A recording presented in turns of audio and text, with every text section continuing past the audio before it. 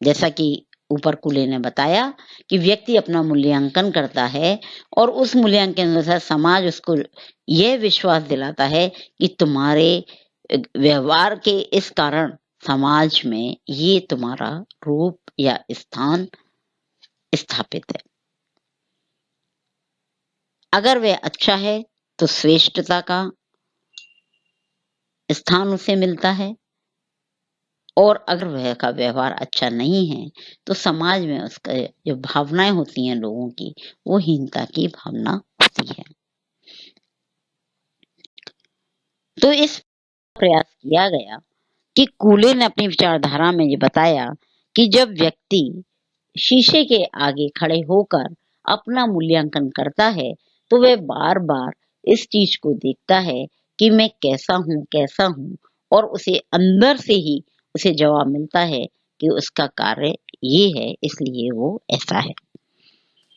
तो कूले की जो विचारधारा है उसका जो पहला बिंदु है वो है व्यक्ति की समूह के साथ क्या स्थिति है, क्योंकि अकेला व्यक्ति समाज में नहीं रह सकता। तो समाज एक, दो या दो से अधिक व्यक्तियों का समूह है, तो दो व्यक्तियों का होना जरूरी है, तो अकेला नहीं है।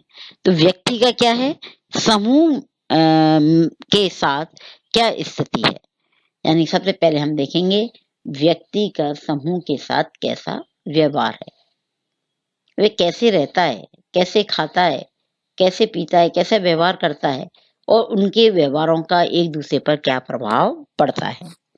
दूसरा, दूसरों के साथ वह कैसे रहता है। पहला तो व्यक्ति समूह के साथ, फिर दूसरा क्या है, दूसरों के साथ, वो तो उसके समूह के लोग हैं, लेकिन दूसरों के साथ वो कैसे रहता है, इस चीज का हम अध्ययन करते हैं। तो ये कूले की विचारधारा है। फिर तीसरी है उसकी कि उस पर दूसरों का क्या और कैसे प्रभाव पड़ता है। ये तीन बात उसने अपने सिद्धांत में कूले ने बताई है या अपने विचारों को प्रस्तुत किया है। पहला तो व्यक्ति का समूह के साथ कैसा व्यवहार है, क्या स्थिति है, दूसरों के साथ कैसे रहता है, और तीसरा है कि उस पर दूसरों का क्या प्रभाव और कैसे पड़ता है। कई बार होता है ना, फलाने एक्टर्स का मेरे पे इतना प्रभाव है कि मैं मन करता है उसको इस तरह से मैं भी जीवन यापन करूं। क्रिकेटर का तो ये क्या है, किसी दूसरे का प्रभाव हमारे ऊपर कैसे और क्या पड़ता है, तो ये अपनी रुचियों के अनुसार है। तो उससे हम अपना मूल्यांकन करते हैं कि हमारी दिशा कौन सी है। इन सभी बातों का स्पष्टीकरण है। बच्चे के मन में तीन स्थितियां होती हैं जो उसके व्यक्तित्व का विकास करती हैं, यानी कि स्वयं का या सेल्फ का विकास करती हैं। पहला, दूसरों की मेरे विषय में क्या धारणा है, क्या राय है, मतलब दूसरे लोग मेरे विषय में क्या सोचते हैं, ये जानने का प्रयास हमेशा हर व्यक्ति करता है। दूसरा, दूसरों के सोचने या उनके विचारों के आधार पर मैं अपने बारे में क्या सोचता हूं। और तीसरा है, मेरे मन में अपने प्रति क्या प्रतिक्रिया है, हीनता की भावना है या श्रेष्ठता की। मतलब ये तीन बातें कूले ने कही कि व्यक्ति जो है अपने व्यक्तित्व का विकास निम्न अपने मन में स्थित तीन स्थितियां हैं, स्टेटस है, उनके आधार पर करता है। तो पहले जो स्थिति है उसकी वो क्या है कि लोग मेरे बारे में क्या सोचते हैं।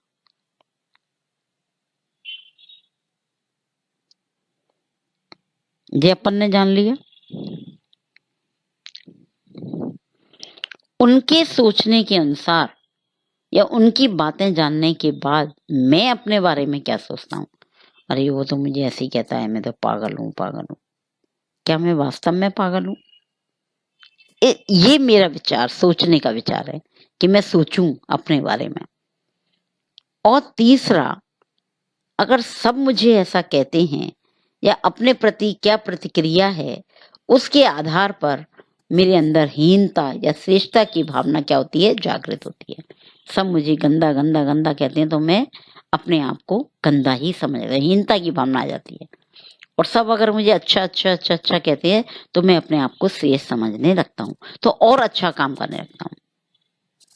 कहने का तात्पर्य, अतः चार्ल्स कूले ने भी व्यक्ति और समाज के संपर्क को अहम या आत्मा के विकास के लिए शीशे या प्रतिबिंब की तरह माना है। यानी सेल्फ को क्या माना है, शीशा। जैसे कि एक शीशा दर्पण अपनी जो शक्ल होती है उसे हूबहू दिखाता है, वैसे ही हमारा सेल्फ या आत्म अहम हमें हम कैसे हैं ये बताने का पूर्ण रूप से प्रयास करता है। समाज का इस पर पूरा पूरा प्रभाव पड़ता है। यानी इस सेल्फ के विकास में समाज का हम क्या नहीं प्रभाव पड़ता है, पूरा पूरा क्या पड़ता है, प्रभाव पड़ता है। हम इसे एक उदाहरण के आधार पर भी देख सकते हैं। मानो हम किसी स्त्री को बार बार ये कहें कि तुम सुंदर हो या तुम बहुत बदसूरत हो, तो वह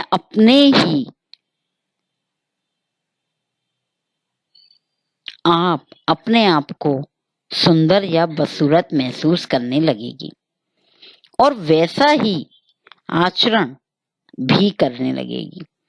इस प्रकार दूसरों के द्वारा व्यक्त प्रतिक्रिया के आधार पर ही व्यक्ति अपने को सुंदर और असुंदर, मिलनसार और झगड़ालू, मूर्ख और विद्यमान तथा हीन व श्रेष्ठ समझने लगता है। हम कैसे हैं, हम ये आपका मूल्यांकन नहीं करते, बल्कि दूसरे हमारे बारे में क्या कह रहे हैं उस आधार पर कहते हैं अरे सब तो मुझे पागल कहते हैं, तो पागल ही। हम पागल हैं या नहीं है इसका हम निवारण नहीं करते हैं, क्योंकि दूसरों का प्रभाव हमारे ऊपर पड़ रहा है। समाज एक शीशे की तरह हमारे सामने है। हम क्या व्यवहार करते हैं हमें नहीं पता, लेकिन समाज हमें बताता है कि हमने ऐसा व्यवहार किया है। लेकिन कुछ लोगों ने इसकी आलोचना की है और उस आलोचना का पहला बिंदु ये है कि उन्होंने बताया है कि कूले का जो सिद्धांत है वो पूर्णतः सही धारणा की कठिनाई, क्योंकि सामने वाला हमारे विषय में जो कह रहा है वो धारणा पूर्ण रूप से सही है या नहीं है ये कह पाना बहुत ही कठिन है।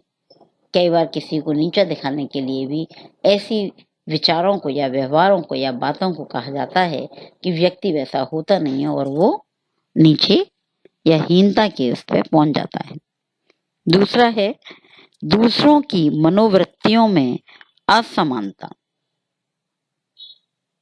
मतलब जो हमारी वृत्तियां हैं एक व्यक्ति की दूसरे व्यक्ति से क्या होती हैं, असमान होती हैं।